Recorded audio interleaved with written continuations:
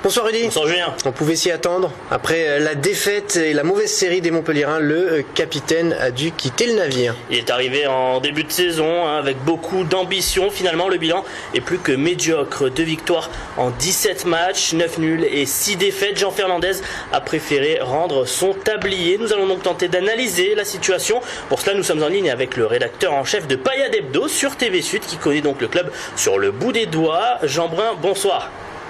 Bonsoir Rémi, bonsoir Julien. Jean, bonsoir. Avant de parler de tout ça, je vous propose d'écouter les mots de l'ancien entraîneur du MHSC, assez ému. C'était ce matin à Gramont. Je focalisais beaucoup de critiques sur ma personne, donc j'ai pensé que dans l'intérêt du club et dans l'intérêt de l'équipe, il valait mieux arrêter. Donc voilà, c'est ce que j'ai décidé.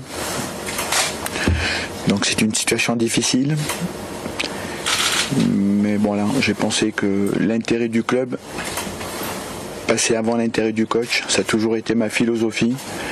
Voilà, je regrette parce que il nous a pas manqué grand chose. Jean Fernandez qui nous parle de réussite, c'est vraiment ça qu'il a manqué à ce coach durant cette période à Montpellier? Certainement non, mais ça a vraiment beaucoup compté dans son éviction à la tête du Montpellier Hérault.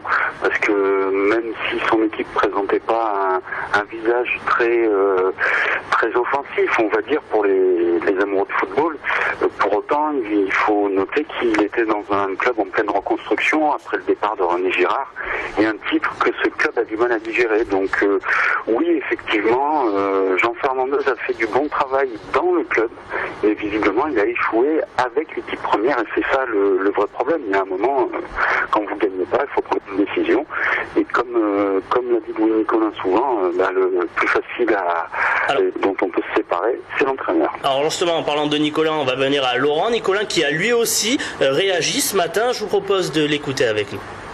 Et dans la vie, il faut pas être têtu, il faut pas être obtus. Quand on gagne pas les matchs et qu'au moindre frappe on prend un but ou non, alors c'est peut-être pas, tout n'est pas que sur lui, mais bon, on va dire que c'est un tout qui fait que. Donc voilà, ça passe, c'est toujours pareil, c'est l'électron, le premier électron qui saute, c'est le. Enfin, il y en a deux, c'est ou le plan délégué ou l'entraîneur. Pour l'instant, c'est l'entraîneur qui saute. Après, on verra pour la suite. Après, on verra pour la suite. Si je comprends bien, Laurent Nicolin nous explique que lui aussi, il peut sauter. Il y a un problème chez les Nicolins, Jean? Écoutez, c'est un club de famille. Louis Nicolin en est à l'origine, il l'a toujours géré. Peu à peu, il s'est dit qu'il allait passer la main à son fils, Laurent, puisque le rugby avait échu à Olivier Nicolin. Mais c'est difficile pour lui de se détacher de ce club qu'il aime tant. Donc les échecs, écoutez, il recherche un responsable, et là pour le coup, Laurent Nicolin est le président délégué du club, il gère la série de recrutement avec Bruno Perotti, et effectivement, écoutez, il y a un peu d'eau dans le gaz entre le père et le fils, mais ça reste une famille, donc on peut imaginer que tout ça va se réconcilier le jour où un nouvel entraîneur fera gagner cette équipe. On y vient, justement, un nouvel entraîneur, on parle beaucoup de Roland Courbis aujourd'hui pour succéder à Jean Fernandez. Alors Roland Courbis, on en est où? Viendra pas? Écoutez, la première piste, vous le savez, c'était Antonetti, mais visiblement Louis Nicolin a définitivement décidé qu'il ne viendrait pas à Montpellier. Il faut trouver un entraîneur libre qui coûte pas non plus des 100 et des 1000.